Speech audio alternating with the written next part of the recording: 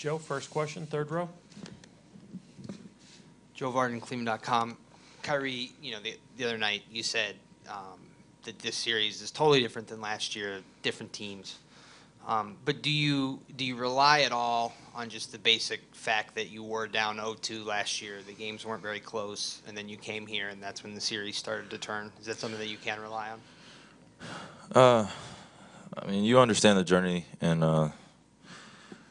how much of the energy it took from a mental and physical standpoint in order to come back from something like that. But it's definitely possible. But also the realization that you're in a new moment, new journey with some new guys in a new collective group. So understand that it has to be different things done in order to be successful in this series. And it's going to come from a very special place, and we're going to need everyone, from myself to my teammates to the coaching staff, to our fans, and understand how important Game 3 is. So going into it, we definitely want to limit some of our mistakes and things that we don't want to necessarily mimic that we did in Game 1 and 2.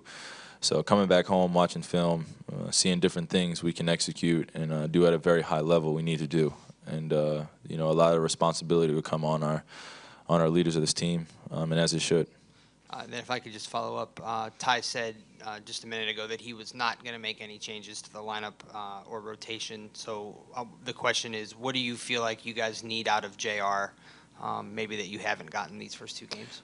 We just need, our supporting group to be themselves as much as possible. Understand that they have a unique opportunity to make us that much better. And for majority of this season, it's been on myself, Bron, and Caleb's shoulders. And we've done a great job of getting everyone involved and making sure that everyone feels comfortable. But now, we need everything and everybody.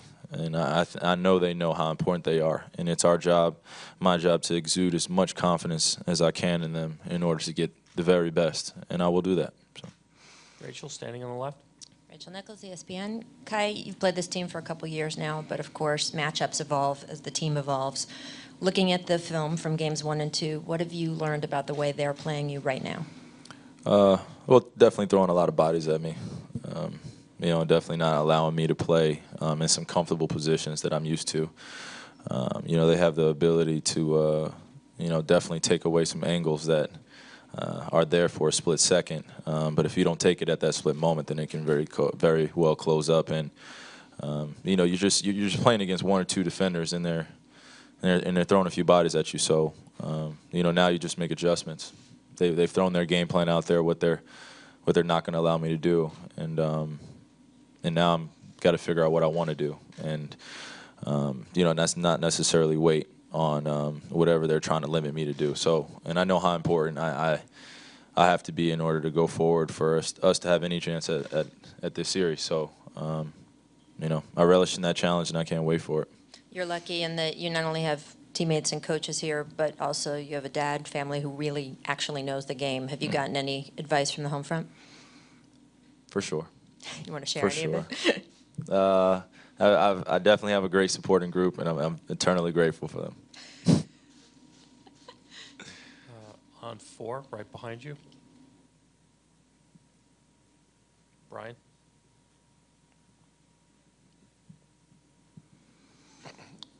Brian Mahoney, Associated Press. There's obviously been so much talk about the pace and the speed of the game, and just wondering, as a guy who's on the floor and probably, I assume, one of the fastest players on your team, are they that different than Boston, Toronto teams you've been playing? Is it do they get down the court quicker, or is it just they do things better? I mean, the way they're matching up with us defensively, it allows them to get out and transition a lot quicker. You just watch film. And when Clay is on me and a few of the other guys are helping off or in a specific defensive position, they're able to capitalize off our long jump shots, or myself and Bron attacking the rim, or a little scuffle underneath the rim, and then they spread out with their wings, and they do an unbelievable job of running and creating that tempo, whether it be layups or threes. So part of it, the things that we can control, is definitely our effort getting back, as well as limiting them in transition. But more or less bringing up our physicality in the half court and not allowing them to be comfortable in the spots that they have been in the last 2 games. Chris, next seat over. Chris Fedor, Cleveland.com. Kyrie, with Ty saying that he's not going to make too many lineup changes and rotation changes, that would lead you to believe that there was something to pull out of games 1 and 2 that he liked, that he feels like can work moving into game 3. So what positives do you take from the 2 losses? Oh, man.